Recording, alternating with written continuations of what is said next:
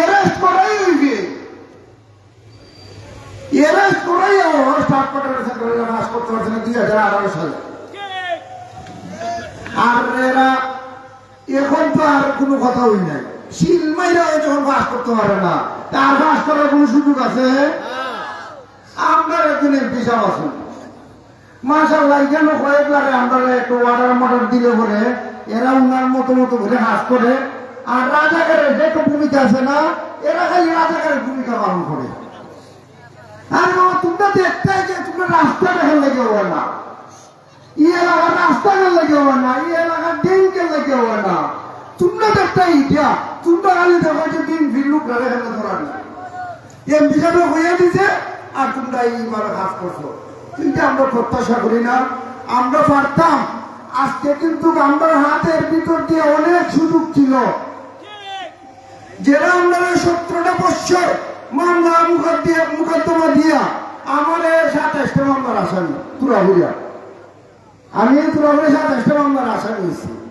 বুঝলি আমরা অনেক মোটামুটি আমরা 5 ভাই এই সরকারের আমল 5 ভাই মোটামুটি জেল পূরণ করে নিয়েছি, জেল হাইটিয়া।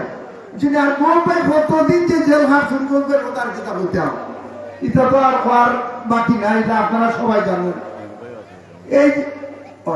এই যে মনে করেন আপনার কারাগারে গোলপেটে হত্যার চেষ্টা পর্যন্ত করা হয়েছে, গোলপেটে হত্যা করার লাগে, এটার নাম রাজনীতি হইল। কয়টা শীত মাইরা ভোট দেয়া, এটার নাম রাজনীতি হইল। তোমার ভোটটা তুলে দিতে জনগণের ভোট দিত, এই জিনিসটাও তোমরা সহ্য হয় না। তোমরা নিজের ভোটও দিতে আর একজনের ভোটও তোমরা দিলাইতে, এটার নাম গণতন্ত্র? ওইটাই আছে শেখ হাসিনা 17 বছরের গণতন্ত্র এই বাংলাদেশে। আজকে দেখুন আমরা এই রাস্তায় হাঁটতে যেতে পারি না, কি একটা দুরবস্থা। আল্লাহর খামক করতে পারলাম। আজকে যদি বৃষ্টি উঠতে আপনারা তার হয় যে নিজের দিকে যেমন থাকে মন লাগে। চিনি গোলবার হাত ধরে এই রাস্তাটা হয়েছে, এরপর থেকে আরেকটা ইটো এটা মেয়ে লাগছে না, একটা কার্পেটিং এর কোনো কাজ হয়েছে না এই রাস্তাটার মধ্যে। এলাকার একটা ড্রেন পর্যন্ত এই আমল আর এর পরবর্তীতে হয়েছে না। গোলবাই যাওয়ার পরে গোলবাই যাওয়ার কিছুদিন আগে একটা কাজ করছেন, এই যে রাস্তাটা ওই সাইডের যে রাস্তাটা আমরা মেম্বার বানিয়ে কিন্তু যে রাস্তাটা এই রাস্তাটারে গোলবাই যা প্রকল্পের নয় ঢুকে যা ফরি যা বাদ গেছি। আমরা মসজিদ পাইছি, আমি বললাম ভাই শুনলাম আমরা যেমন বাদ করে দিছে, তুমি এখন যাও এখন যাও এইখানে গিয়া খালি শুধু আমার কথাটা বল যে এই রাস্তা এইখানে যে রাস্তাটা এই রাস্তাটা যাতে বাদ না দেওয়া হয় এবং এটা যাতে তাড়াতাড়ি ঢুকে যা এটা রাখা হয়। পরে এটা দেওয়ার পরেই যে প্রকল্পের অধীনে এই রাস্তাটা আজকে করা হয়েছে। কিন্তু আমাদের অনেক ড্রেনেজ ব্যবস্থা এখন, আগে তো আমরা নিজেরাও অনেকেই বুঝছে না যে বাড়ি ঘরে ড্রেনের কি প্রয়োজন।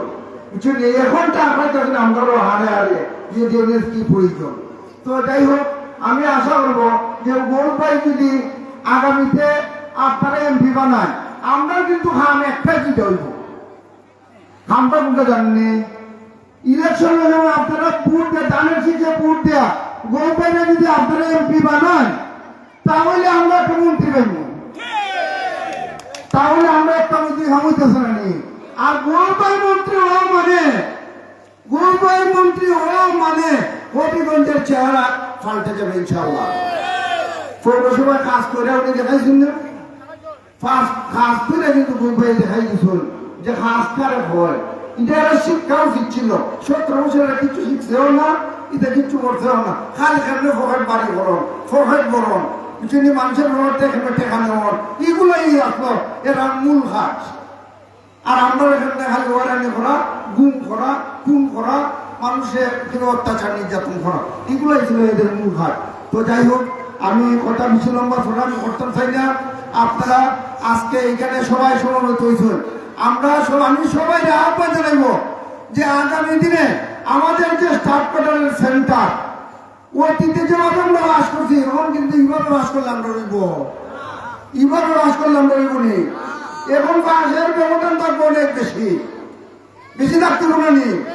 তাহলে স্টাফ কোয়ার্টারের সেন্টারও আমি চাই যে আমরা হবিগঞ্জের যত সেন্টার আছে এর থেকে যাতে 1 নম্বর আমরা হইতে পারি। ঠিক আছে, আমরা হইতে পারবো নি, আমরা বুঝতে বাস করাইতে পারবো না। স্টার্ট করার বিপুল ভোটের ব্যবধানে গোলবাইকে ধানের শীষে ভোট দিয়ে আমরা স্টাফ কোয়ার্টারের সেন্টারের ইতিহাস রচনা করতাম চাই। এটা আপনারা রাজি আছেন তো সবাই? ইনশাআল্লাহ আমার বিশ্বাস যে স্টাফ কোয়ার্টারের সেন্টারে আমরা বিপুল ভোটে জয় লাভ করবো ইনশাআল্লাহ। আপনাদের সকলকে ধন্যবাদ জানাই। আপনারা এই যে মা বোনেরা এত কষ্ট করিয়া তারা এখানে এই যে প্রোগ্রামে অংশগ্রহণ করছেন এবং আমি তাদেরকে ধন্যবাদ জানাই। এবং আজকে আর একটা বিষয় আমি বোঝা যায়, সামান্য একটু কম লাগে। এইখানে দেখুন আমরা যে অভিগঞ্জের পেশাব আসলাম, আপনারা তো চিনুন না, চিন্তা নেই।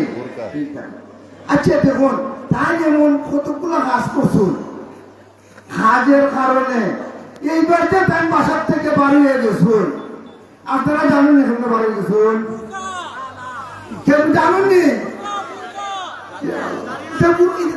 মহিলারা করে খাবো, হ্যাঁ মহিলারা করে না, বুরকা বুরকা করে মহিলারা, তাই নিয়ে এমন কাম করছো তারা এই যে আঞ্জাবি লাগাই কিন্তু তাই বাড়িতে পারছি না, বুঝলি?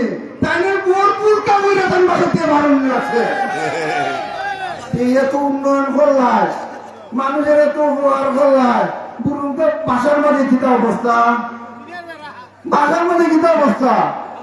আমি দেখুন কয়েকদিন আগে আমি ঢাকা গেছিলাম, দিয়ে অফিসের গাড়ি দিয়ে আমি দেখতেছি লিস্টে দিয়া ওটার দিকে একটু দুর্গন্ধ,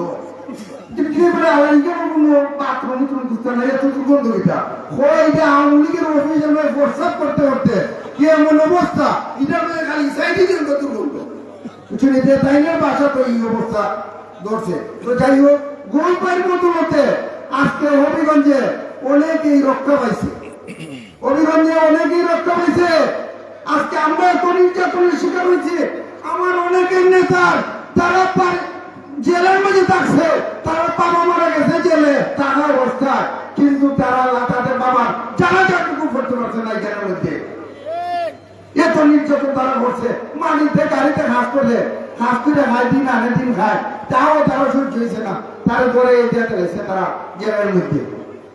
এইটার নাম রাজনীতি ছিল না, এইটার নাম রাজনীতি ছিল না, এইটার নাম গণতন্ত্র না, এইটা হচ্ছে আওয়ামী গণতন্ত্র। অতএব এই গণতন্ত্রকে এই দেশের মানুষ ফেসিবাদকে এই দেশ থেকে বিতাড়িত করেছে। আমরা সকলে মিলে আগামী দিনে নতুন বাংলাদেশ, তারেক রহমানের নতুন বাংলাদেশ গড়ার যে প্রত্যয়, সেই প্রত্যয় নিয়ে আমরা সামনের দিকে এগিয়ে যাব, সেই উদাত্ত আহ্বান জানিয়ে আমি সবাইকে ধন্যবাদ জানিয়ে আমার বক্তব্য এখানে শেষ করছি। আল্লাহ হাফেজ। বাংলাদেশ জিন্দাবাদ। আবু সিদ্দিক বেগম খালেদা জিয়া জিন্দাবাদ। তারেক রহমান জিন্দাবাদ। সবাইকে ধন্যবাদ।